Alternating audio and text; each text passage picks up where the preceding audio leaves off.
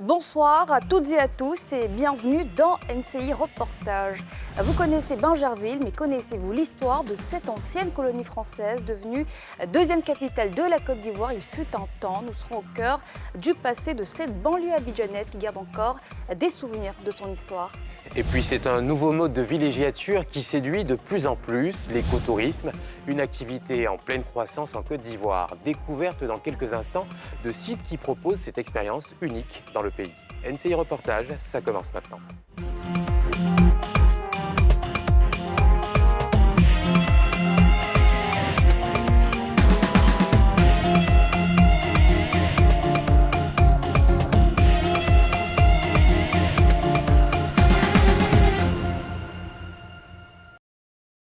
Bonsoir Pierre. Bonsoir Mélina.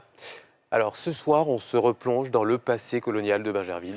Et oui, Bingerville qui fut la deuxième capitale de la Côte d'Ivoire après Grand-Bassam. Elle était considérée, Pierre, à l'époque comme la ville coloniale, la ville blanche, puisque les colons y vivaient et y travaillaient aussi. Et aujourd'hui, elle conserve de nombreux vestiges de son histoire, des bâtiments et des monuments historiques, mais il s'y trouve aussi une communauté peu connue qui a longtemps été marginalisée. Alors on va tout de suite au cœur du passé colonial de Bingerville. C'est un reportage de Roger Appé et Armel Zozo.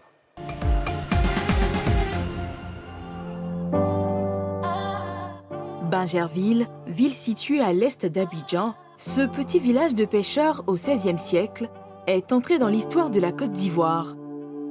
Ancienne colonie française, Bingerville devient la deuxième capitale du pays entre 1900 et 1934 après Grand-Bassam. Dans ce reportage, nous revenons sur l'histoire d'une ville et ses vestiges coloniaux. Bingerville, à l'origine, s'appelait Alobé. Et lorsque la capitale va arriver ici à Alobé, les colons vont trouver que Alobé faisait un peu trop indigène. Ce n'était pas un nom civilisé. Alors il fallait trouver un nom, selon eux, civilisé. C'est comme ça le commandant Oudaï. Le commandant Oudaï va proposer Bingerville. Qui est le commandant Oudaï? Le commandant Oudaï, c'est un des travailleurs de la colonie, c'est un colon, le commandant Oudaï. Et c'est ce dernier qui va proposer Bingerville en mémoire de Louis Gustave Binger, qui fut gouverneur de la colonie de Côte d'Ivoire. Et voilà comment nous avons pris le nom Bingerville à partir de 1930. Plus d'un siècle après, la ville garde jalousement la silhouette majestueuse de ces vieilles bâtisses de la colonie. Comme ce palais de l'ancien gouverneur Gabriel Louis Engoulevent, construit en 1905.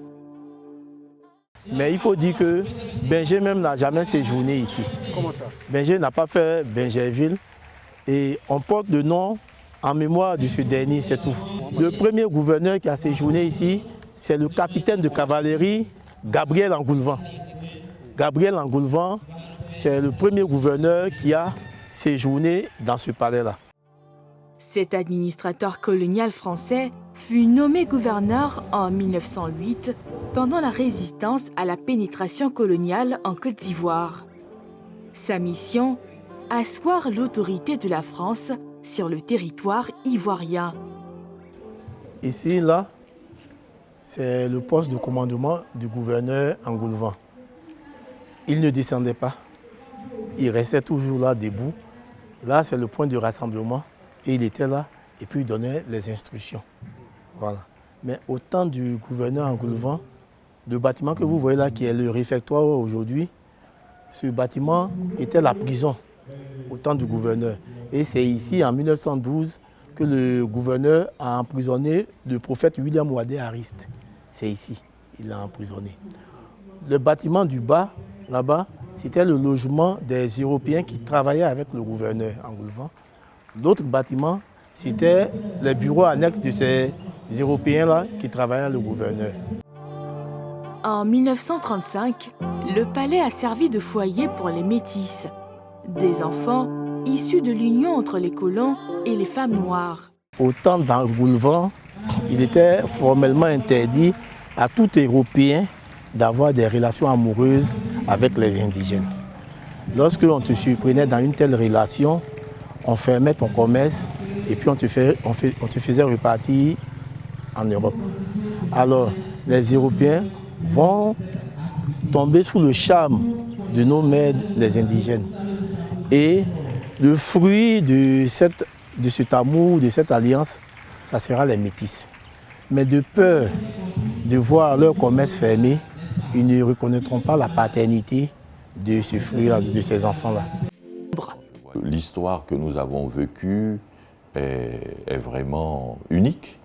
C'est des premiers métis dans un pays où il n'y avait que de noirs et il y a des métis qui ont apparu comme ça et tout ça, donc c'est pas facile. Rejetés de leurs parents du côté blanc, abandonnés par leurs parents blancs, et puis du côté noir, on était toujours titillés. Nos frères avec qui on était se moquaient toujours de nous, nous traitaient de café au lait, de cochon gratté. Les frères noirs. Ouais, les frères noirs nous traitaient de café au lait, de peau grattée. C'était pas facile.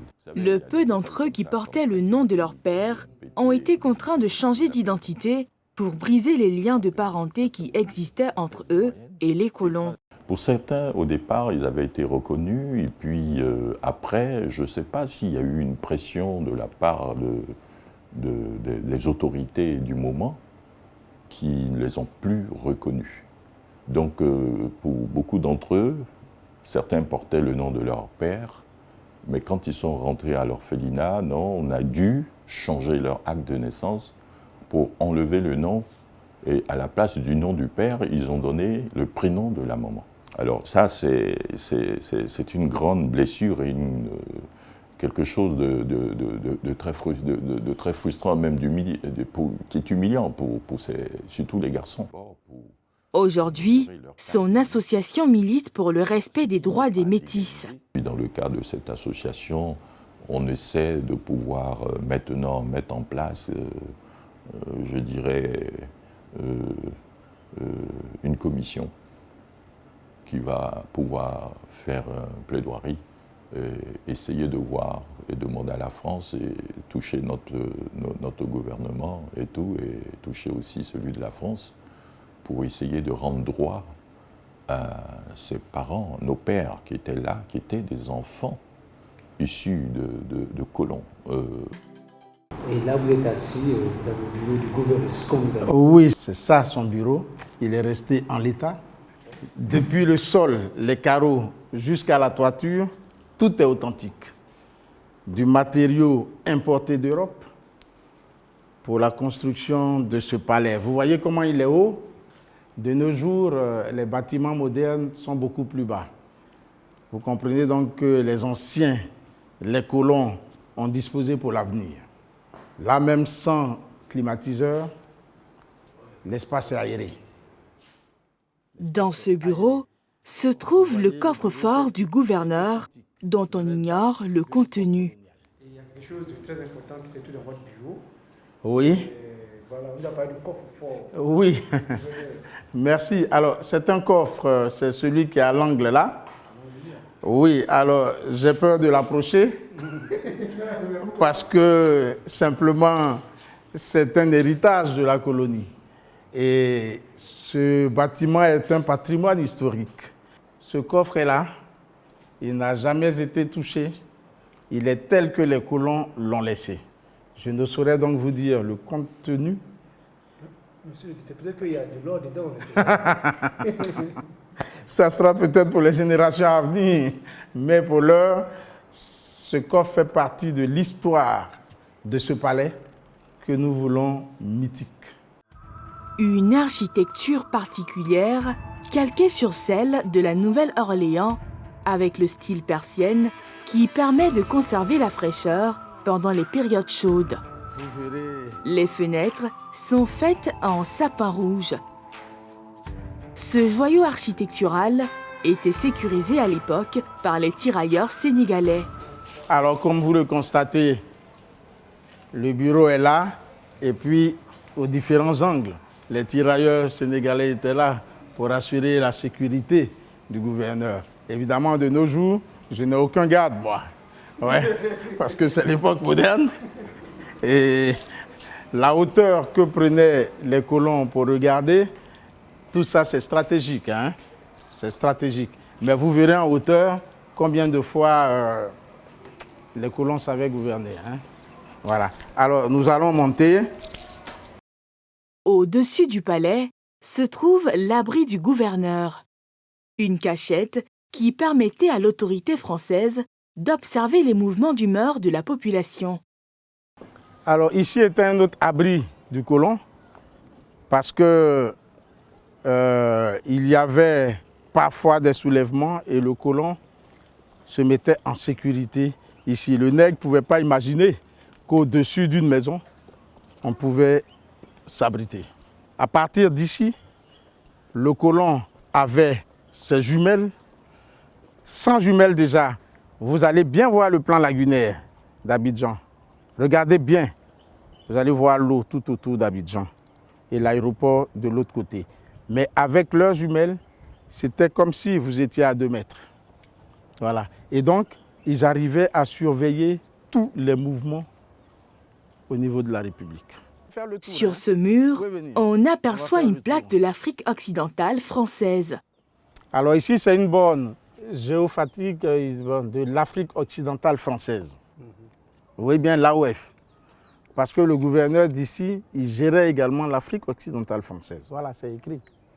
Nous avons acquis notre indépendance et je le dis, le palais du gouverneur est l'expression de l'excellence des relations entre la Côte d'Ivoire et la France.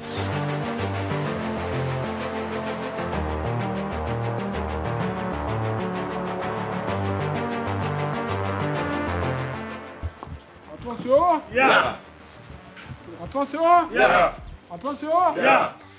Le site était à l'époque occupé par le village de Santais, deuxième village à Tchan de Bingerville. Ces derniers ont été contraints de quitter les lieux. Yeah. Comment les Hébriers sont arrivés ici à Bingerville et c'est en quelle année? Nous sommes arrivés ici dans les années au XVIe siècle, du village de Bago. Et notre installation s'est faite vers l'orphelinat de Bingerville. Ça allait bien, mais quand les Blancs venaient à Bingerville, il y avait fièvre jaune à Bassam. Quand ils venaient à Bingerville, ils nous ont dit, cherchez un coin, allez vous installer là-bas ici, vous ne pouvez pas installer. Les colons précisément. Donc, nos parents ont cherché un coin pour venir ici.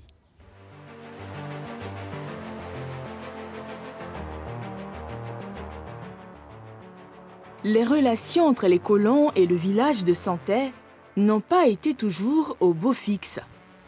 Quel a été vos rapports avec les colons à l'époque? Qu'est-ce qu'ils ont fait avec les colons? Ils ont chassé de la terre, ils sont venus ici. Les colons, là. Les colons, en tout cas, ils maltraitaient, nous maltraitaient. Et quand ils font les besoins, ils mettent dans le feu, ils jettent dans nos villages quand on était là-bas. C'est tout ça qui a fait que, quand ils ont dit de quitter, on a préféré quitter et venir ici. L'installation des colons à Bingerville aurait été motivée par sa position stratégique. On était en 1900, puis Bingerville est choisi comme capitale. Et ils se sont basés sur quoi? Est-ce que vous avez l'histoire? Ils ont choisi Bingerville parce que, tout simplement, ici c'est la savane. De loin, les Blancs aiment habiter où ils voient loin. Donc, quand ils sont venus, ils ont constaté qu'ils peuvent habiter ici. De loin, on voit tout. On voit tout. Ceux qui viennent faire de bonnes choses, on les voit. Ceux qui viennent, ils sont en palabre ou avec les gens, ils les voient.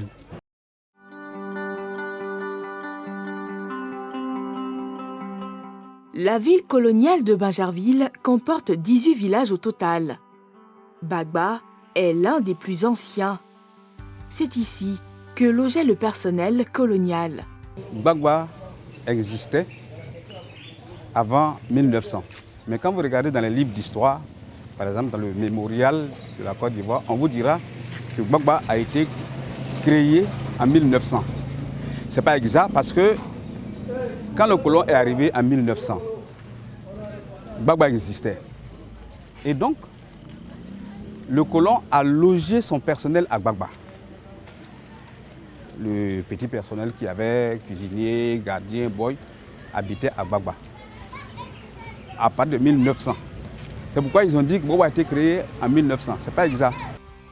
Et pour contrôler le village, les chefs étaient choisis par l'administration coloniale. Comme le colon logeait son personnel ici, ils ont essayé de donner une organisation à Gbagba. Les 3 voies que vous voyez, les 3 principales voies de Gbagba, ont été créées par les colons. L'autre histoire de Gbagba, c'est qu'à l'époque, c'est le colon qui choisissait le chef. Évidemment, il y a une raison à cela. On a estimé que nos frères hébrieux étaient un peu belliqueux. Ils aimaient des histoires, etc. Donc, le colon qui voulait maîtriser la population a imposé son choix.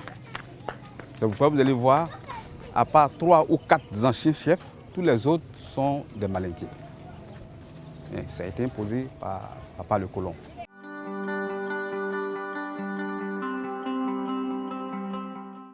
Le village abrite aussi le plus vieux tribunal coutumier du pays, construit vers 1800.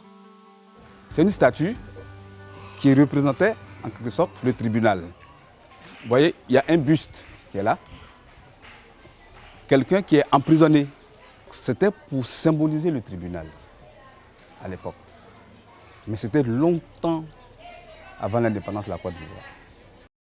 Le juge de l'époque était le chef du village. Il était considéré comme un juge de paix qui avait pour compétence de régler les affaires de divorce et d'état civil. Le chef de village de Gbagba, à cette époque-là, était juge de paix.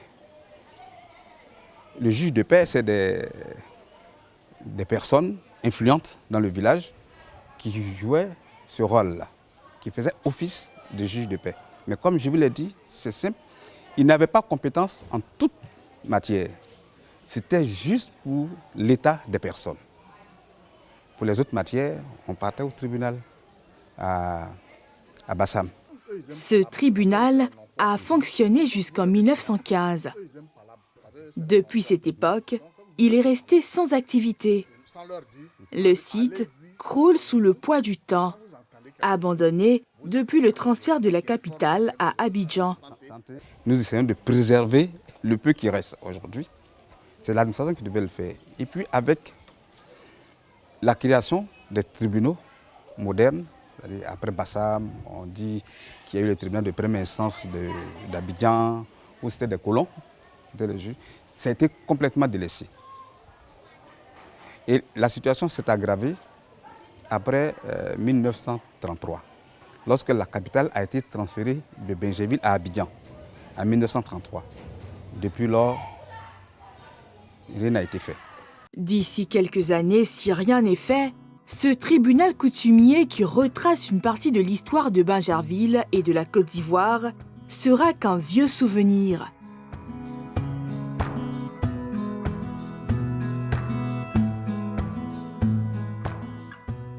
Bingerville porte aussi le nom de ville éducative et abrite de nombreux établissements coloniaux.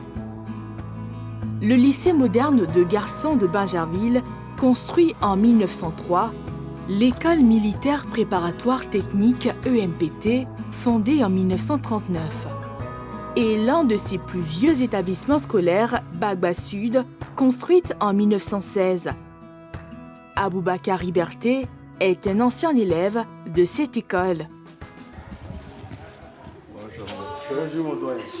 Oui. Et comment vous allez? Je vais bien. Monsieur Berté Aboubakari, promotion 48-55. Ok. Moi c'est monsieur Kwasi Flora, directeur école 1. Hein? Mais vu que vous êtes mon élève, hein? Ah, ouais. Ah oui. J'ai fréquenté dans ton école, quoi. Oui, parce que je suis le directeur. Bonne arrivée mon doyen. Merci. L'homme de 82 ans fait partie de la promotion 1948-1955. Dans ce vieux registre, il retrouve la liste de ses compagnons de classe. Bi Salomon. Salomon. Oui. Il y a Po Béda. Béda, oui. Adsin Béda Paul. Paul, voilà. Voilà ça ici. Votre nom? Abou Bakari Berté. Vraiment, je ne peux pas exprimer ma joie de voir notre père, notre grand-père pour la plupart d'entre nous ici, de venir dans cet endroit où il a eu la formation intellectuelle et revenu depuis 1940, venir sur ses pas. Vraiment, nous, on est très honorés. Parmi les anciens élèves, des personnalités bien connues du paysage politique. D'après mes recherches, j'ai pu tomber sur des noms qui m'ont fait penser notamment au ministre Étienne Ahin. Ouais. Le ministre Voilà. Étienne Ahin. J'ai retrouvé des documents ici qui montrent que... Il était ministre de quoi? Ministre des Sports, Étienne Ahin. Étienne Ahin, c'était ministre des Sports? Ouais. Okay. C'est Aké, c'est meilleur Aké, Yes. qui était le ministre des Affaires étrangères. Ah, ok. J'ai même trouvé le professeur Francis Vaudier. Le professeur Francis Vaudier, dans mes recherches aussi, j'ai vu le professeur Francis Vaudier ici. J'ai pu rencontrer aussi les documents de l'ambassadeur Aïdara qui était en Côte d'Ivoire en France. Était À l'époque. à l'époque. Plus de 75 ans après, l'ancien cadre de la Citaraï se souvient des moments forts passés dans cette école où il a fait ses premiers pas. Ma classe était là, avec le professeur Assa Bobby Assad Topil, père son âme et bien d'autres. Quand vous avez fait une faute, quand M. Tapa Mathurin veut vous prendre, vous pouvez être là, au bout là, et vous pouvez être au bout ici, et puis ici avec son bâton là, il vous chicote. Quand vous prenez 2 coups comme ça, quand vous arrivez à la maison, vous savez qu'il s'est passé des choses à l'école. Demain là, vous n'allez pas recommencer. Bon, il paraît maintenant on ne frappe pas les enfants. Ils sont devenus des petits bons dieux. Des souvenirs qui ont marqué à jamais la vie de cet homme qui œuvre avec ses anciens compagnons de classe pour le bien-être des élèves de cette école. La ville de Bingerville abrite aussi la plus vieille école d'art de Côte d'Ivoire, le Centre technique des arts appliqués, CTAA, fondé par un Français. Charles Alphonse, comme ça arrivé en Côte d'Ivoire depuis les années 1920, il a eu à parcourir certaines localités du pays, c'est-à-dire Danané, Dembokro, Bassam, et il s'est installé définitivement à Bingerville en 1931. Peintre et sculpteur, Charles Alphonse Combe était un passionné de l'art. À partir de 1932, il a créé un atelier d'art privé. Et ça, à partir de là, l'objectif était de vivre de son art. Il sculptait et il vendait avec des élèves qu'il recrutait. Et au fur et à mesure, compte tenu de l'évolution, la qualité de ses œuvres, le gouvernement, en son temps, a érigé son atelier en école d'art. Donc, ce fut la première école d'art en Côte d'Ivoire, depuis 1958. Ses œuvres expriment son attachement à son pays adoptif, dont il a acquis la nationalité dès son indépendance. Voilà, cette œuvre est le témoignage de l'amitié qu'il a liée avec le président Félix Houphouët-Boigny, parce qu'il a dédié l'œuvre à la famille Houphouët-Boigny. Ici, l'œuvre est intitulée Le guerrier mourant. Ici, le guerrier mourant évoque les 2 grandes guerres mondiales auxquelles le monde a été confronté. Donc ici, il présente un guerrier avec tous les traits qu'on voit. Vous voyez les traits sur le visage, les traits relatent la souffrance d'un guerrier qui revient de la guerre. Donc il a dédié cette œuvre au président Félix Houphouët-Boigny en 1962.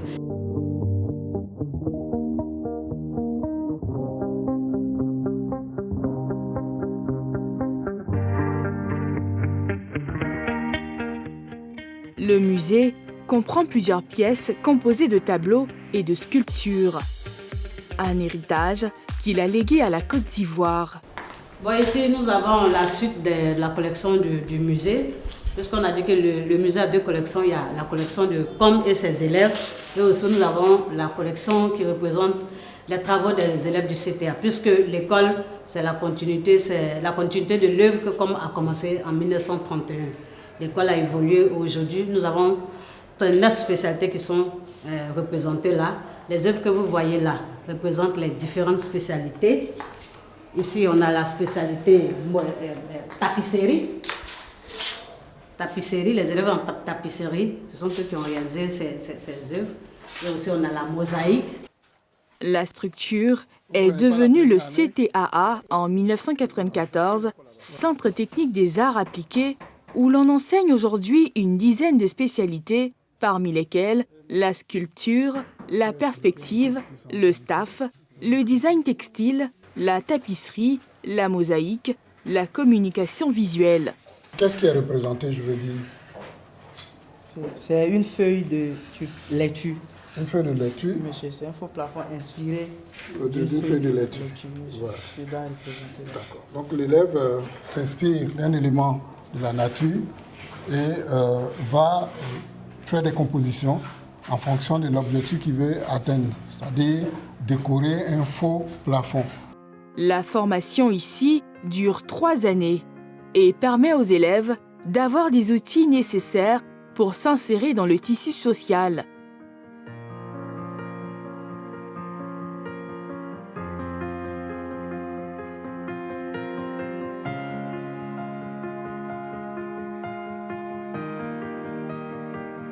Bingerville, ville coloniale empreinte d'histoire, connaît une transformation spectaculaire depuis quelques années.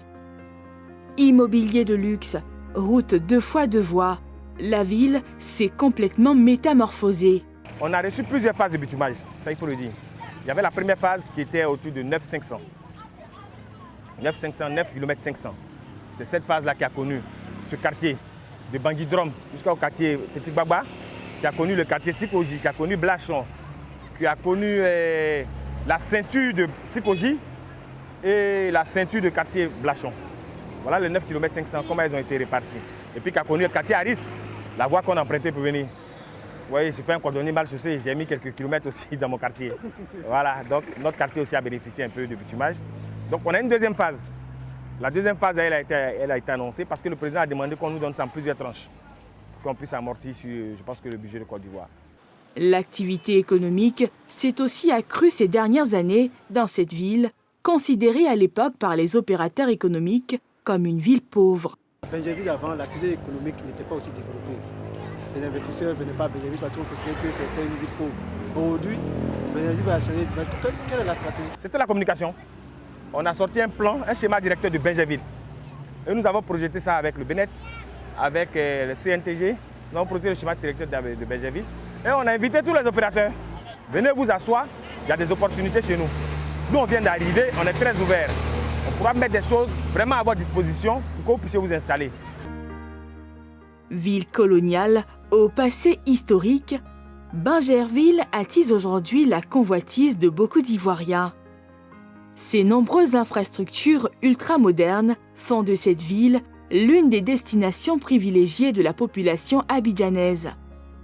Malgré ce changement, la ville garde toujours ses vestiges historiques qui retracent son histoire avec les colons. Une histoire dans l'air du temps qui doit être connue de tous.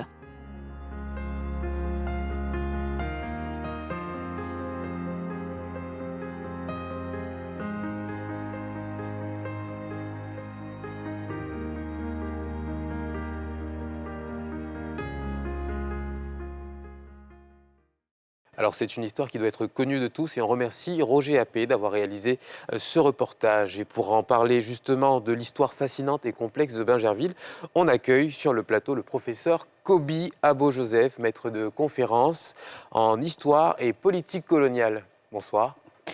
Bonsoir, professeur Kobi Abo-Joseph. Merci d'avoir accepté notre invitation. Merci. Alors, quel rôle Bingerville a-t-elle joué dans la colonisation de la Côte d'Ivoire? Bingerville a joué un grand rôle, il faut le dire ainsi. En 1900, Bingerville devient la deuxième capitale de la Côte d'Ivoire, après une série de 3 épidémies à Bassam. Et Bingerville, jusqu'en 1934, va rester capitale de la colonie. Mais Benjerville, en devenant capitale de la colonie, a fait de la colonie une administration à deux têtes. Aujourd'hui, même si comparaison n'est pas raison, Abidjan est capitale économique et Yamoussoukro, capitale politique. À cette époque, Benjerville demeurait la capitale administrative et Bassam, la capitale commerciale. Voilà, dans un premier temps. Et quels étaient les rapports entre les colons et justement ces populations qui étaient installées sur le territoire de Benjerville à l'époque? Il n'y a pas eu de traitements spéciaux. Il n'y a pas eu de traitements spéciaux à l'égard des Africains qui étaient à Benjerville. Bien au contraire, le maître de la manière forte fut le premier gouverneur Angoulvan. Donc vous comprenez que Benjerville n'a pas bénéficié d'un traitement de faveur des colons. Bien au contraire, le peuple Achan, originaire de Benjerville, a subi les affres de la colonisation. Alors, on le voit dans le reportage, il reste encore des monuments, des restes de ce passé colonial. Est-ce que la vie quotidienne à Benjerville est influencée encore aujourd'hui par son histoire, par ce passé colonial? Bien sûr, bien sûr. D'abord, le site de la construction du palais du gouverneur, c'était le site originel du village de Santé. C'était le site originel du village de Santé. Ensuite, on a déplacé le village de Santé sur son site actuel. Mais on ne s'est pas arrêté là. L'esprit frondeur des Hébriers va conduire l'administration à mettre sur pied un camp pour les protéger contre l'invasion des Hébriers. C'est ce qui explique aujourd'hui le site de l'EMPT. Parce que les Hébriers passaient par Gbagba, qui était le quartier des Africains, je ne dirais pas indigènes, le quartier des Africains pour attaquer le palais du gouverneur. À côté de cela, je peux dire que Benjerville avait un environnement favorable pour l'agriculture, au point où la première plantation agricole coloniale créée par les colons, c'est en 1895 dans l'actuel village de Ngbato-Boaké, à travers M. Grandjean, mais les villageois, au lieu de dire Grandjean, disent Grandia, tout simplement.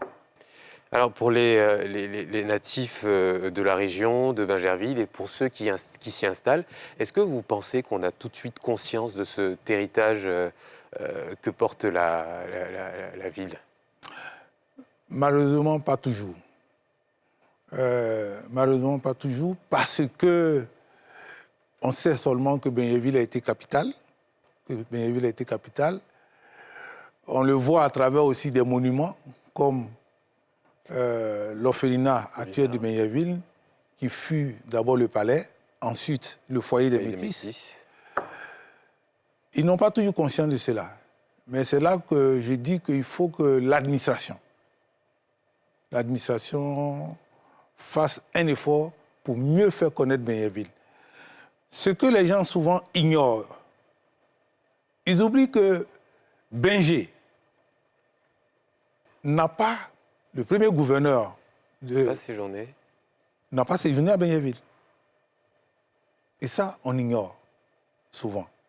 On ignore aussi que la présence des colons, pour ne pas dire du colonisateur, a modifié le comportement de la population. Vous allez dans les villages hébriers, vous constatez que ce sont des villages rues. Le village s'allonge, etc. Mais c'est lié au fait qu'il fallait rassembler les gens autour d'une voie principale pour mieux les administrer. Et puis, à côté de cela, vous vous rendez compte souvent qu'à l'entrée des villages hébriers, aujourd'hui, en lieu et place du sanctuaire des fétiches, surtout une grande croix. Allez à Gamé Benyevi, par exemple. Vous comprendrez que avec l'arrivée le christianisme est passé par là. Bien sûr. En termes de patrimoine culturel et d'attractivité touristique, on le disait, Bingerville, malgré toute son histoire, les populations n'ont pas vent de tout son passé. Où est-ce que se situe Bingerville comparé à Grand-Bassam, par exemple?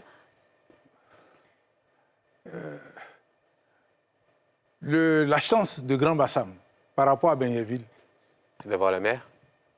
Oui. C'est d'avoir la mer. Non, ce n'est pas la mer. Grand-Bassam est un patrimoine de l'UNESCO. À l'UNESCO, oui. De l'UNESCO aujourd'hui. Et puis, vous posez une question qui est bienvenue. Aujourd'hui, on dit les Achans, on les appelle les Ébriers.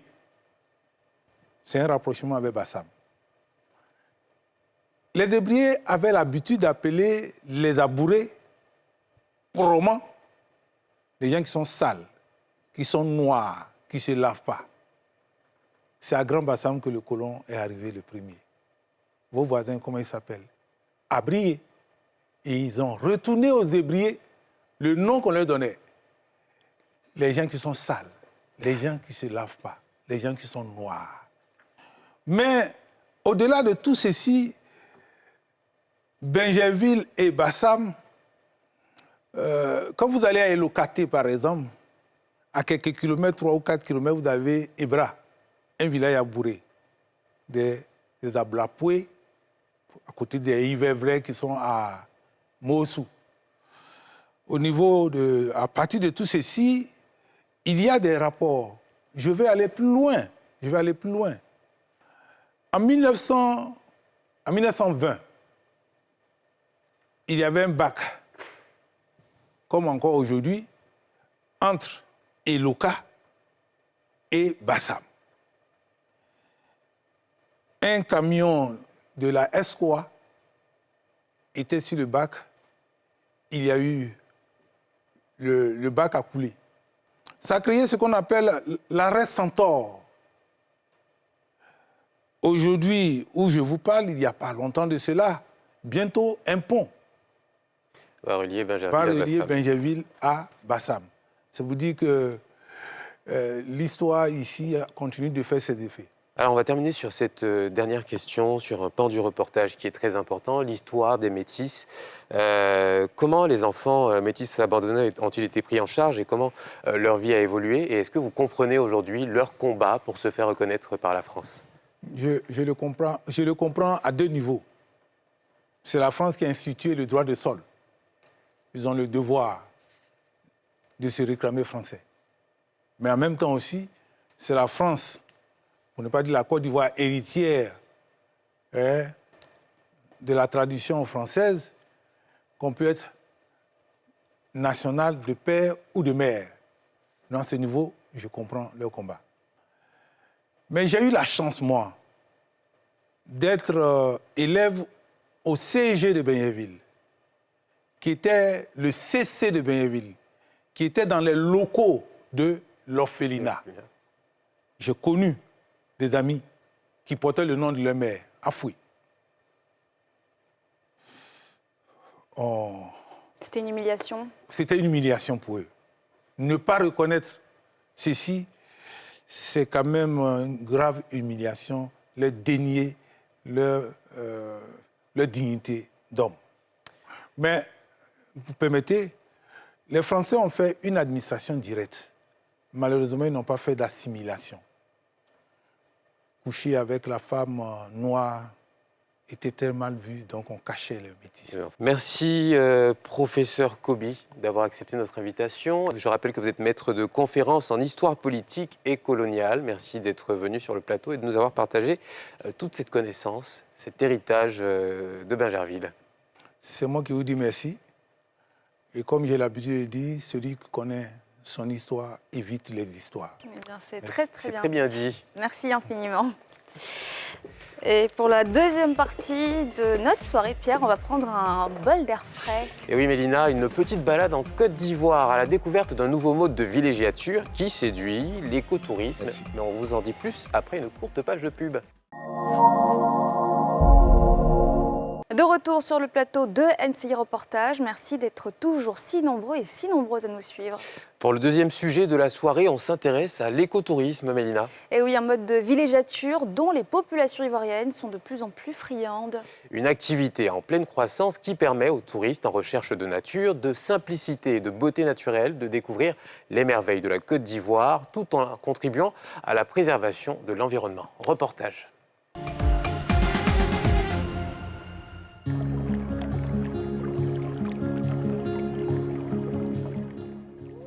Asseyons-nous un peu. On passe. Normalement, on doit se reposer. Vous avez marché? Vous êtes épuisé? Oui, mais c'est bon. Ça fait du bien. On transpire, on dégage beaucoup de toxines et puis ça fait du bien pour le cœur. Nous sommes ici actuellement à l'accueil. Et après l'accueil, on va continuer. Vous allez continuer avec le guide jusqu'au bambou géant. Une randonnée à la réserve naturelle de Dahlia Fleur. Les amoureux de la nature se sont donné rendez-vous ici pour découvrir les espèces végétales et animales de ce site. Nous avons ici le bambou géant. Le bambou géant, c'est un bambou qui est différent des bambous de Chine. Oui, c'est un bambou qui vient de l'Inde. Et ça, on a les bambous de Chine derrière nous. C'est M. Barbetta qui a envoyé ce type de bambou en Côte d'Ivoire. Qui ça? M. Barbetta. Ça tombe qui est devant là-bas? Celui qu'on a enterré là. Celui qui a envoyé ce bambou-là. D'abord, il a planté les bambous de Chine, c'est comme ça qu'il voulait les planter aussi. Dans toute l'Afrique de l'Ouest, à Dahlia Fleur seulement qu'on trouve les bambous géants. Oui, en Afrique de l'Ouest. C'est à Dahlia Fleur seulement qu'on le trouve. La plupart des visiteurs découvrent ce site écologique pour la première fois. Pourquoi vous avez fait le choix de venir découvrir aujourd'hui Dahlia Fleur? Oui, mais on est dans les quartiers où il n'y a presque plus d'arbres. Tout le temps, on est à chaud. On a souhaité venir prendre de la fraîcheur ici.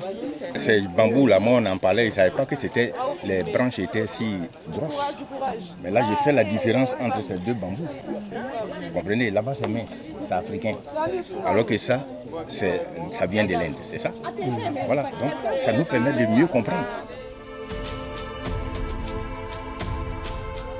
Située à la lisière de Bingerville, la réserve naturelle de Dahlia Fleur est un domaine public de 148 hectares. Un domaine où se développent depuis quelques années des activités écotouristiques pour le bien-être de la population.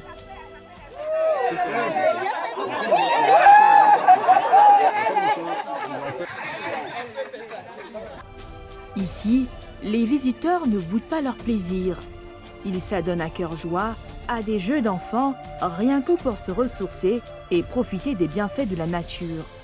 Vous savez, il y a un peu d'enfants dans chacun de nous.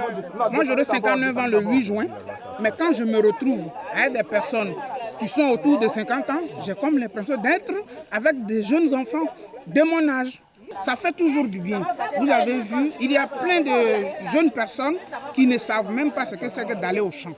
Moi, je suis né au village, mais dans mon village, il n'y a pas de bambou de Chine. Donc, venir dans un espace comme celui-là, c'est vraiment une très belle récréation pour tout le monde. On en a besoin. Ce site écologique est rattaché à celui d'un homme, Barbetta Italo, un expatrié italien installé en Côte d'Ivoire après la Deuxième Guerre mondiale. Nous avons ici la tombe de M. Barbetta Italo, le fondateur de Dahlia Fleur. Il est né en 1916, il est décédé en 2001. Quand M. Barbetta est arrivé en Côte d'Ivoire, le président Oufoué lui a donné la forêt. Il a dit au président Oufoué que s'il décède, on va l'enterrer dans sa forêt. Oui. Donc c'est pour ça que quand il est décédé, ils l'ont enterré ici. Et la forêt était 200 hectares. Quand il est décédé, pendant la crise de 2002, donc les gens ont profité de prendre un peu. Aujourd'hui, nous reste 148 hectares. Amoureux de la nature, l'homme utilisait ce site pour la reproduction des fleurs. Et c'est l'une de ses fleurs préférées qui porte le nom de ce lieu. Ouais, nous voulons quand même savoir ce que vous faites ici. Nous venons de l'église Notre-Dame de l'Incarnation. Nous faisons des plantes ornementales, c'est-à-dire des plantes de jardin, intérieur, extérieur. Dahlia, là, c'est une fleur, non? Oui, ça vient de quoi? C'est une plante ou bien? Oui, c'est une fleur qui vient d'une plante. Mais où est la plante? Bon, la plante, actuellement, il n'y a pas. C'est fini, le stock est fini. C'est des Mais trucs on qu'on ne n'est peut pas pas. venir à Dahlia sans voir la Oui, on va renouveler. Parce que c'est pas la saison. Même si on a ça, à un moment, il faut retirer du sol et puis conserver. Mais ça quitte où? Ça vient de la Hollande. Quelle est la saison? La saison, c'est octobre jusqu'à janvier. Et là, il y en a. Barbetta Italo étudiait aussi la reproduction des serpents. Un laboratoire avait été construit en plein cœur de la forêt pour étudier cette espèce animale. Nous avons ici le laboratoire de M. Barbetta. Laboratoire. Ici, il faisait ses recherches sur les plants. Ils élevaient aussi les serpents. Ils travaillaient sur le venin des serpents. Donc, ils faisaient toutes ces recherches ici. Ça, c'est son laboratoire. C'est son laboratoire. Et les serpents sont où actuellement? Les serpents sont dans la nature. Ils sont sortis. Il avait une piscine. Et quand il est décédé, il n'y avait personne pour s'occuper d'eux. Donc ils sont sortis de la piscine. Ils se cherchent dans la forêt. 22 ans après sa mort, plus rien ne reste de ses recherches. L'endroit a été abandonné. Mais le site a gardé ses verdures pour le bonheur des touristes qui découvrent quelques arbres en voie de disparition. On a ici un fromager. Le fromager, on l'appelle aussi capoquier ou arbre à coton. Capoquier. Le capoc. Capotier. Oui, Apollo.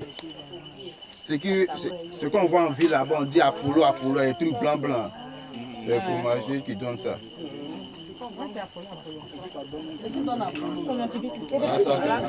Ça qui est dedans. C'est le coton qui est dedans. Ici, on a un jeune fromager qui a au moins 60 ans. Il a 60 ans. Un jeune fromager de 60 ans. Quand on a les fromagers de 300 ans, tout ça. Il a 60 ans, donc il est jeune. Cette marche est avant tout pour ses visiteurs un moyen de se décompresser après une semaine de travail acharné, mais surtout une activité sportive.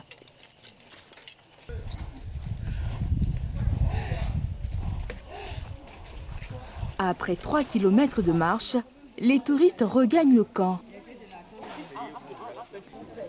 Un endroit aménagé par cet homme, Jean-Marc Bini. Le dahlia fleur, même si ça n'existe pas, vous allez fouiller les archives pour nous trouver des photos de dahlia pour que vous méritez le nom de dahlia fleur. Oui. Vous avez vu l'entrée, non? Il y a un peintre qui a commencé il y a 3 jours. Ah, bon, je ne l'ai pas vu. En fait, ce que vous êtes en train de dire, c'est ça, on est dans le même but. Il a déjà dessiné une fleur là-bas. Une fleur. Et il va continuer vers la tombe. En tout cas, c'est la décision qu'on a prise cette année. Voilà. Fervent défenseur de la nature, Jean-Marc Bini est une figure de proue de l'écotourisme en Côte d'Ivoire avec ses domaines. La vraie définition de l'écotourisme, c'est de visiter une nature. Le touriste doit visiter une nature et apprécier une nature et aussi vivre l'expérience culturelle des peuples qui sont là, en vue que ces populations puissent en bénéficier d'une façon ou d'une autre. Bon. Donc c'est ça, nous, notre concept, c'est un écosystème, un village, une activité écotouristique.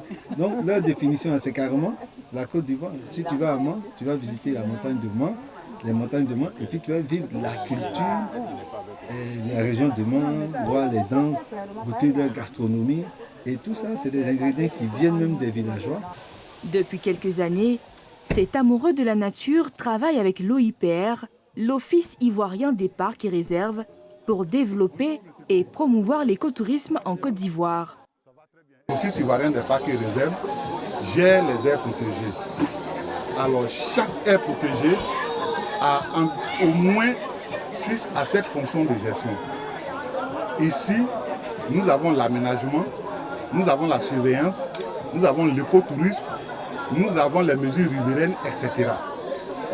Alors, pour se concentrer sur ce qui est essentiel, c'est-à-dire la surveillance de la réserve, sur les aménagements, nous avons voulu expérimenter de confier le volet écotouristique à un spécialiste.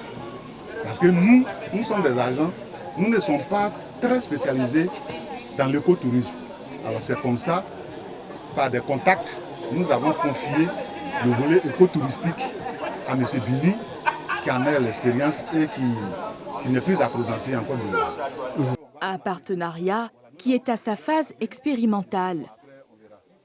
Pour l'instant, la collaboration est à l'étude. Nous sommes dans une phase expérimentale. Mais si on estime, après des évaluations, que la collaboration se passe très bien, alors on va l'acter. Par rapport à ces résultats, par rapport à ce que nous allons constater, par rapport à ces investissements, nous allons nous asseoir avec M. Bini, échanger et puis trouver la meilleure formule. Mais ce qui est sûr, il faudrait que l'État gagne quelque chose dans ce qu'il est en train de faire. La réserve naturelle de Dalia-Fleur était au centre d'une polémique. Un article publié par un média ivoirien en ligne avait révélé que le site avait été vendu à un groupe immobilier qui devrait réaliser un complexe hôtelier de 1000 chambres. Des allégations démenties par les responsables de l'OIPR.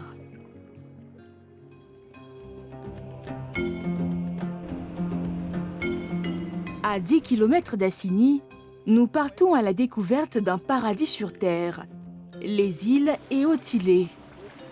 Entouré de la lagune Abi et couvert d'une forêt primaire de biodiversité, cet archipel de rêve attire les touristes nationaux et internationaux. En Côte d'Ivoire, nous avons 16 aires protégées, 8 parcs et 8 réserves. Donc ici, c'est le plus petit avec une superficie de 722 hectares. Donc on a la première île juste en face. Donc nous avons aménagé 3 sur 6 îles. Donc quand on parle de la visite du parc national des îles Eotile, c'est l'ensemble des 6 îles disséminées dans cette lagune qu'on appelle Abi. Superficie 425 km². Donc on va monter dans l'embarcation et puis on continue la visite. Soyez la bienvenue. Okay. Cette famille française vient pour la première fois découvrir le site. On est venu visiter, connaître le pays, connaître la culture, etc. La Côte d'Ivoire. Comment vous avez eu l'information? C'est ma fille qui est bien renseignée. Vous, comment vous avez eu l'information? En regardant sur des blogs, en cherchant un peu à droite à gauche.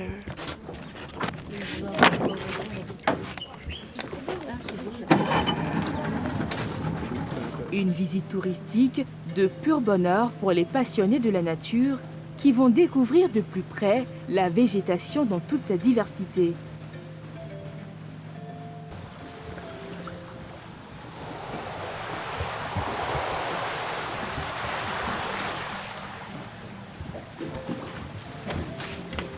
L'île Balouaté, superficie 75 hectares. On a des milliers de chauves-souris qu'on trouve ici. Maintenant, nous avons instauré une distance de 25 mètres avant cet écosystème qu'on appelle le palutivier à sève rouge. Voilà, donc le nom scientifique c'est Rhizophora rasmosa. Ici, c'est une zone interdite. Aucune activité n'est autorisée ici. Parce qu'on considère que c'est la nurserie des poissons et plusieurs espèces aquatiques. Donc, on ne mène aucune activité dans cette zone. Voilà pourquoi nous sommes là. On vous voit en activité ici, on vous arrête.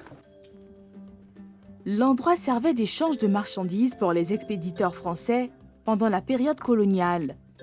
Les traces de certains vestiges datant du XVIe siècle sont encore visibles. Ces canons ont été installés dans l'intention de sécuriser la zone. Voilà, donc c'est une arme en fait. C'est une arme. Quand on parle du canon, c'est une arme. Donc c'était juste installé là pour sécuriser leur fort commercial. Voilà, c'était une zone d'échange. Voilà. Là, on parle de l'histoire précoloniale, avant la colonisation. Donc, ils avaient aménagé ici comme un fort commercial. Ils venaient échanger leur commerce avec... Qui venait échanger leur commerce? On parle des expéditeurs français. Là, quand on parle de la verroterie et autres, tout ça, donc ils venaient échanger leur commerce ici. La promotion de l'écotourisme de cette île permet à l'OIPR, l'Office ivoirien des parcs et réserves, de préserver le site contre toute forme d'agression. La quasi-totalité de l'île est transformée en parc national depuis 1974. C'est un ensemble de 6 îles situées en domaine estuarien sur le littoral est de la Côte d'Ivoire. Comme toutes les zones humides côtières, Elle abrite une avifaune remarquable. On avait une aigrette ici, que je suis venu et dès que nous sommes arrivés, je les ai vus. Ils se sont envolés. Maintenant, on a les chauves-souris tout juste devant là-bas, où il y a les arbres de grande taille là. C'est là qu'on a des chauves-souris. Voilà un balbuzard en vol qui est un oiseau migrateur. Au Parc national des îles et Ottilien, il faut dire que nous avons environ 146 espèces d'oiseaux, y compris les oiseaux migrateurs. Et ce parc aussi fait partie des zones Ramsar. C'est une organisation internationale qui protège les oiseaux d'eau d'Europe, Afrique et Asie.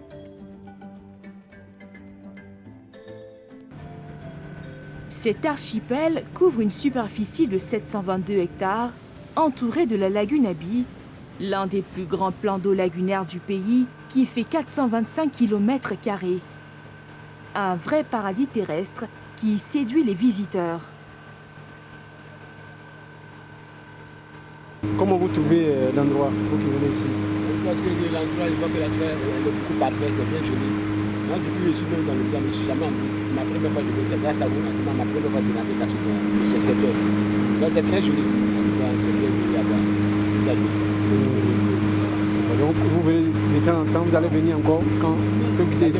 Ça dépend sur la thématique dans les visiteurs. Mais ceux qui viennent venir, bon, on va venir voir le coin et les envoyer ici.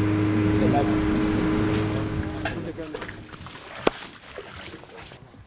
Le site, qui accueille en moyenne une centaine de visiteurs le mois, est prisé par les touristes européens à la recherche d'un cadre idéal pour s'épanouir. On se retrouve ici. Ça se passe bien, la visite? Bien. Ah, d'accord. J'espère que vous avez apprécié. Hein? Ah, d'accord, il n'y a pas de problème. On a de très bonnes, très bon guide. Il est très bien. Hein? Oui, c'est ça. Merci beaucoup. D'accord. Qu'est-ce que vous avez vu de merveilleux? Bon, je commence par là. La mangrove, c'était fantastique. Le chemin dans le bateau avec les crabes sur les racines, c'était magnifique. Et puis après, là, on a vu une aigrette, la cigogne noire, un milan, c'est très chouette.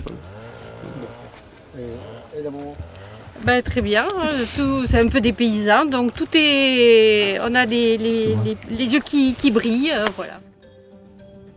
À quelques mètres de là, nous rencontrons d'autres visiteurs français venus profiter du paysage qu'offre la nature. Bonjour tout le monde. Bonjour. Ah, soyez la bienvenue pour la visite du Parc national des îles et Ottilien. Moi, c'est Jean-Chef Koulibaly, agent de l'OIPR, qui veut dire Office ivoirien des parcs et réserves. Voilà, nous sommes avec d'autres visiteurs, donc on vous souhaite la bienvenue. Merci. Bonjour à tout le monde. Merci. Bonjour à tout le monde. Comment vous trouvez l'île depuis que vous êtes... On vient juste de débarquer. Voilà. Donc notre guide Elvis est en train de nous expliquer la clairière, les animaux qu'il peut avoir qui vivent sur les îles. On démarre, donc ça a l'air beau, hein, bien sûr. Oui. Donc à première vue... Oui, c'est très joli. Très beau, et puis c'est bien de garder encore des forêts là, à la clairière, des situations encore sauvages. C'est bien. L'OIPR s'est donné pour mission de préserver les échantillons représentatifs de la biodiversité. Dans cette forêt, on y trouve plusieurs espèces de plantes en voie de disparition. Ici, nous avons une espèce de rotin. Voilà, je ne sais pas si vous connaissez très bien le rotin. Le rotin fait partie des espèces les plus menacées. Voilà, parce qu'il est utilisé en tout cas pour faire beaucoup de choses. Les fauteuils. Les fauteuils, des meubles, etc. Ici, nous avons deux espèces. Nous avons cette espèce est appelée l'Acosperma levée. On a une autre espèce aussi qui a une grande taille qu'on appelle l'Acosperma secundiflorum.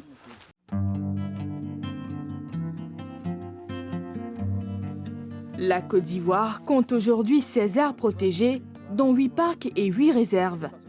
Dans chaque aire protégée, des activités écotouristiques sont développées par l'OIPR afin de protéger la faune et la flore.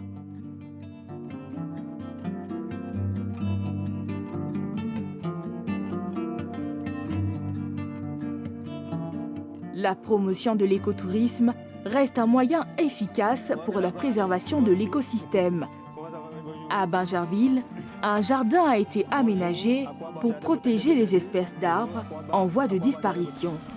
le jardin botanique de Bingerville. On a 4 principales missions. La promotion de l'écotourisme, la promotion de l'éducation environnementale aux classes vertes, la mission de recherche scientifique et la préservation de la biodiversité. Mon lieutenant, je vois des parcelles qui ont des noms de personnalités et même des organismes. À quoi ça sert ces parcelles?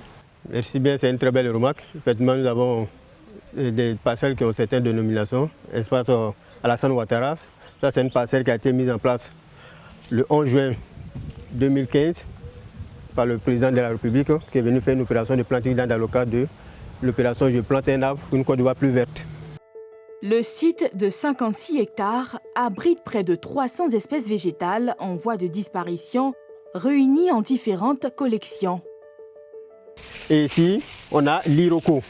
L'iroko, c'est une espèce de forêt de première catégorie. C'est une espèce qui est très recherchée parce que ça fait partie des meilleurs bois d'œuvre de Côte d'Ivoire, de nos forêts. Mais l'iroko, c'est une espèce qui est menacée, qui est en voie de disparition. Pourquoi? Parce que déjà, un iroko, pour que ça rentre en maturité, il faut au moins 100 ans, c'est-à-dire un siècle. Mais là n'est pas le problème. Le problème, c'est que l'iroko a un problème de fructification. C'est-à-dire que les organes reproducteurs de cette plante-là, qui sont les fleurs, sont attaqués par un insecte qu'on appelle le boreur. Et cet insecte-là, donne naturellement, fait que l'iroko, dans la nature, réussit difficilement. Il faut, pour pouvoir avoir en grande quantité, il faut souvent proposer par des techniques de clonage.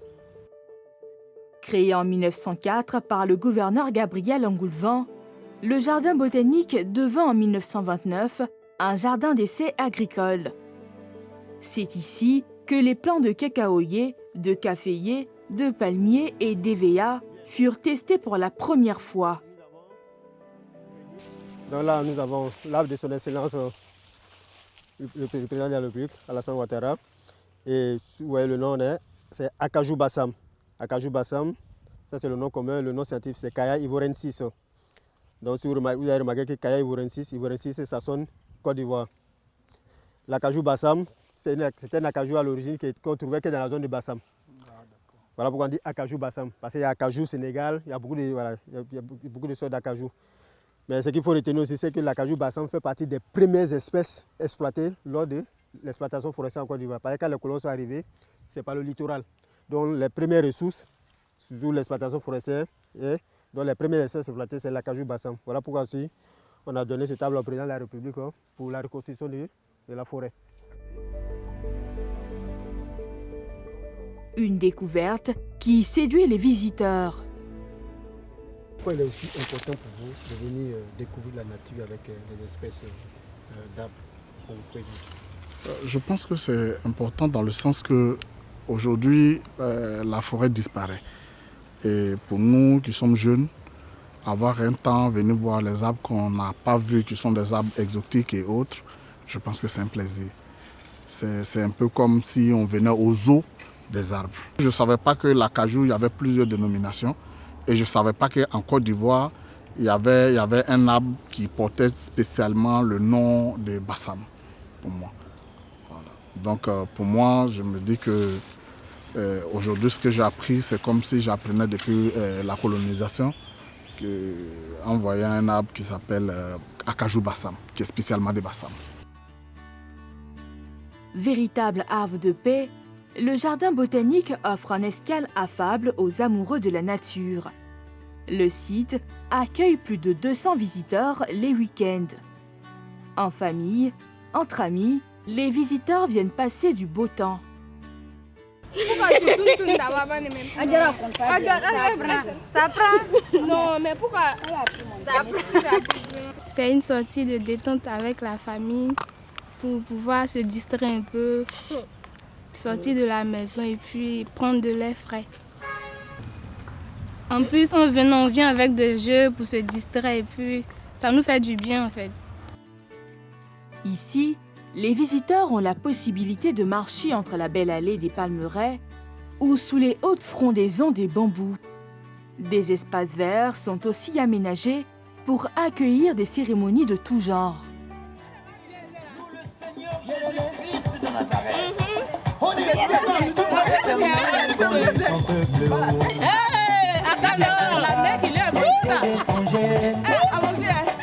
Et puis on fait. Ce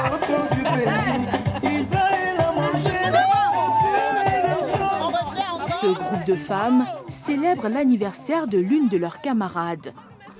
Et le choix du site ne s'est pas fait au hasard. On a choisi ce cadre parce que c'est reposant, voilà, et puis on a la verdure, donc on aime quand le vent nous souffle, on aime sentir la nature en fait. Voilà, c'est à cause de ça que... Et puis aussi pour ajouter, c'est pas vraiment coûteux, c'est organisé, très bien organisé.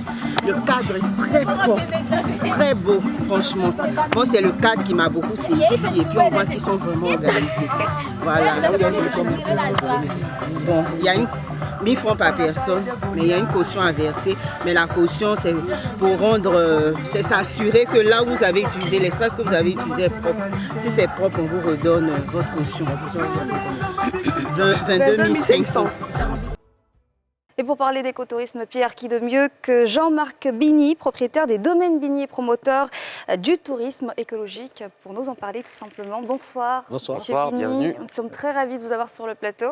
Moi de même. Bonsoir. Bye. Alors, qu'est-ce qui vous a incité à devenir un promoteur du tourisme écologique? D'où ça vient, ce truc?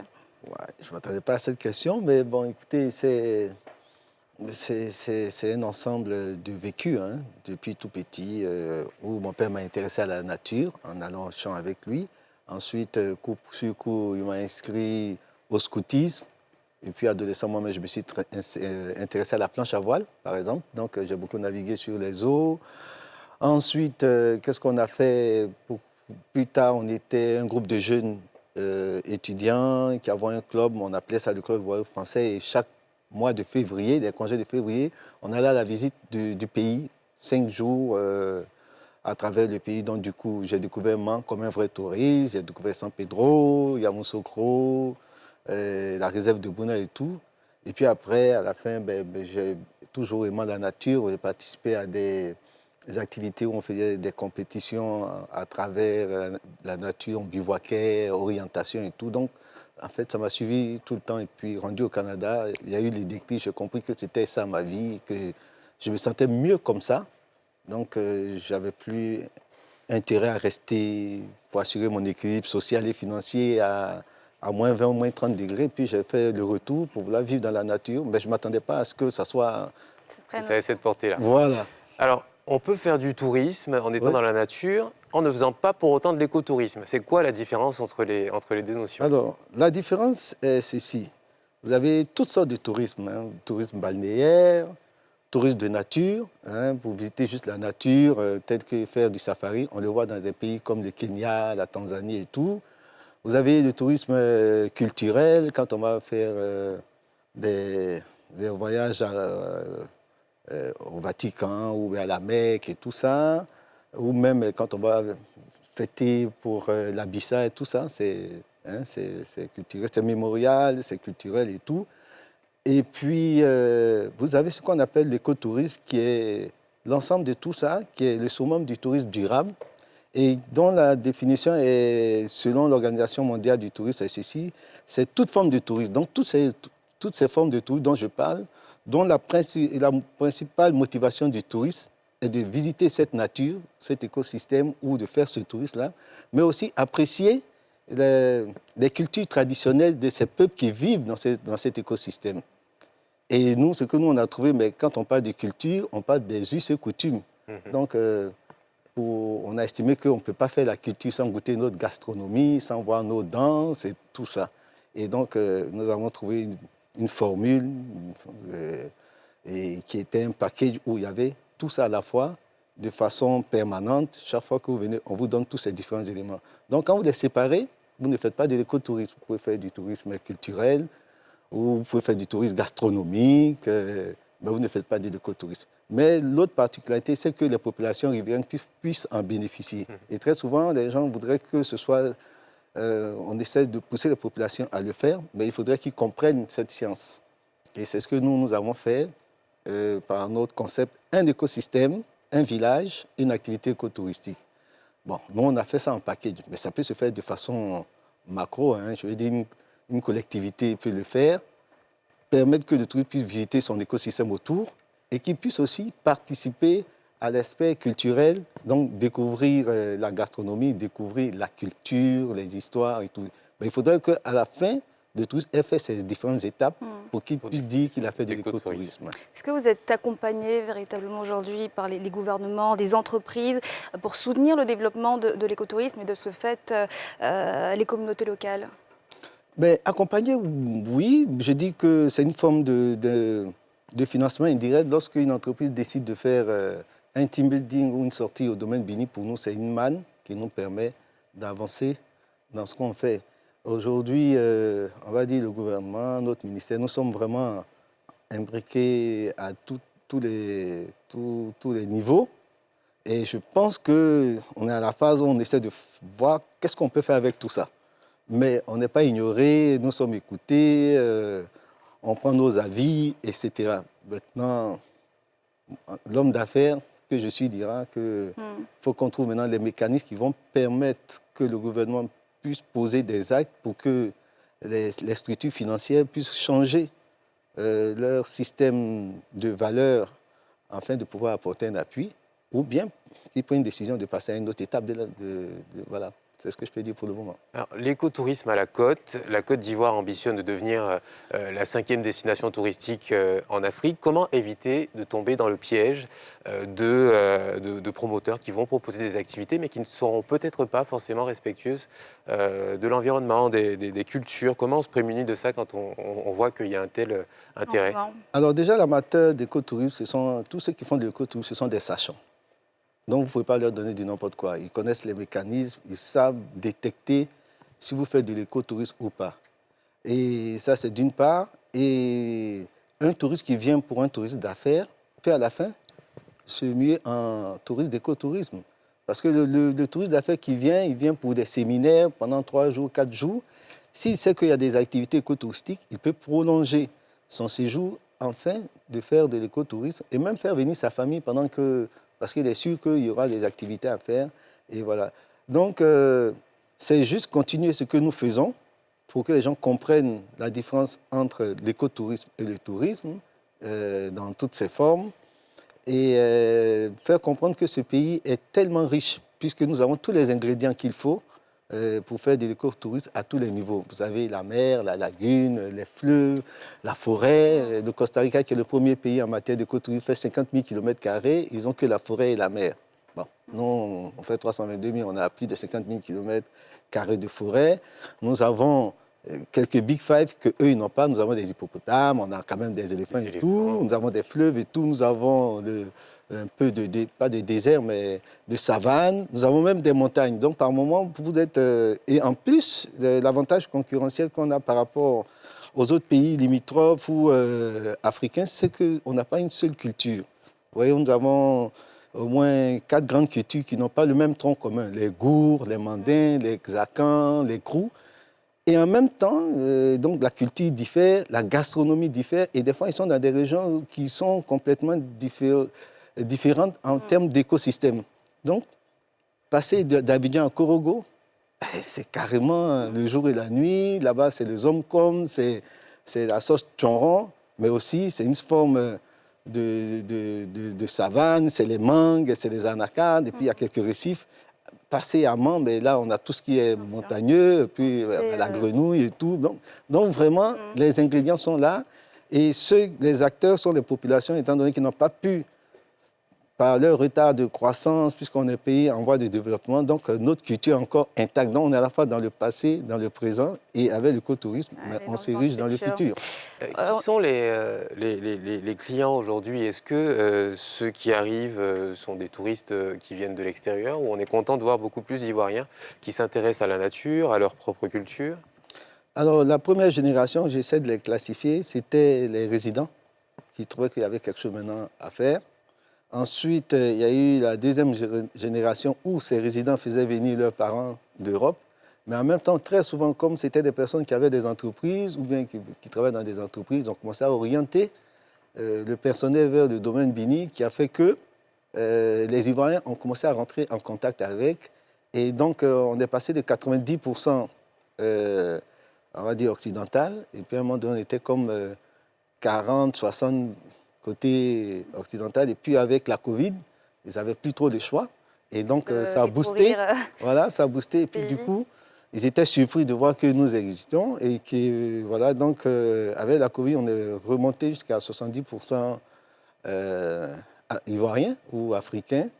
Et aujourd'hui, bon, ça varie entre 70 et 80 côté ivoirien. Maintenant, la troisième génération, et c'est ça qui me fait plaisir, c'est de voir que des gens arrivent avec leurs valises et puis il y a les étiquettes, c'est-à-dire ils n'ont même pas, ils n'ont pas de parents et puis ils viennent et ils vont faire du domaine Bini et comme on a plusieurs domaines, ils vont faire de domaine en domaine et ça c'est comme, oui, ça a commencé à bouger.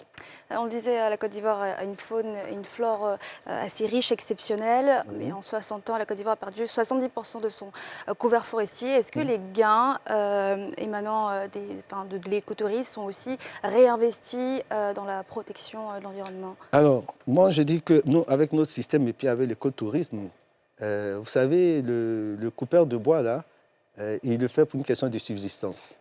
Ce n'est pas parce qu'il a envie de couper du bois pour faire du charbon. Et le planteur qui veut agrandir sa parcelle, c'est pour une question de subsistance aussi, de gagner un peu plus. Tout comme le chasseur, sinon tout le monde a toujours son petit agouti pour manger. Mais c'est lorsque tu en fais un métier que tu deviens braconnier et puis il n'a pas de visage de braconnier. Et lui aussi, c'est une question de subsistance. Et comme nous, notre concept, c'est un écosystème, un village, une activité écotouristique, au début, il trouve que c'est trop simple de gagner de l'argent de cette manière. Et puis moi, je dis non, mais la matière première, c'est vous. Et donc, du coup, le coupeur de bois devient un guide professionnel puisque c'est lui qui connaît les bois, il sait ce que ça fait, qu'est-ce que ça soigne, etc. Tout comme le braconnier qui devient automatiquement, il n'y a que lui qui peut te dire, c'est à ce moment qu'on peut trouver une civette, on peut l'observer, voilà. Donc c'est lui qui peut t'amener jusqu'à l'animal. Et lorsqu'il voit que juste avoir vu cet animal, il a gagné 2 fois, 3 fois ce qu'il aurait dû gagner en tuant cet animal, mais automatiquement, il se transforme en protecteur de la nature sans même qu'on le sensibilise. Et tout comme le planteur, peut-être que c'était lui le planteur, ou bien peut-être c'était son cousin, il se rend compte que c'est sa femme qui fait de la loco, lui c'est lui qui offre le bangui, et il y a une économie circulaire qui s'installe à tous les niveaux.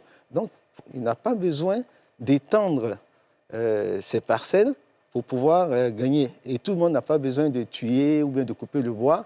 Et du coup, le village est en plein boom économique. Et le résultat que ça va donner, le Costa Rica en est un bel exemple. Ils ont tellement arrêté depuis près de 50 ans que la forêt a dépassé l'étape où ils étaient il y a 50 ans. Je veux dire, ça a recouvert ce qui avait été enlevé. Et même, ça avance encore plus puisque le pays en lui-même est de facto écotouristique. Donc oui, ça a des gains énormes. Partout où nous sommes passés, il n'y a plus de pièges, il n'y a plus de coupures de bois, on n'entend plus les coups de fusil. Parce que ne serait-ce que le coup de fusil, tu ne sais pas qui tu vas rencontrer. À tout moment, il y a un touriste qui peut passer par là. Donc tu ne vas pas prendre le risque d'aller tirer sur un touriste et puis on va venir ramasser tout le village. Donc voilà. Merci infiniment, monsieur Jean-Marc Bini, d'avoir été avec nous. C'est moi qui vous remercie. Écouter. Et puis nous vous attendons dans nos différents sites. Avec plaisir. Merci infiniment. Merci bien. Et ça y est, c'est déjà la fin de ce numéro de NCI Reportage, Mélina. Et oui, c'est déjà la fin de NCI Reportage, mais on se retrouve dimanche prochain, même heure. Bonne suite de programme sur NCI. NCI.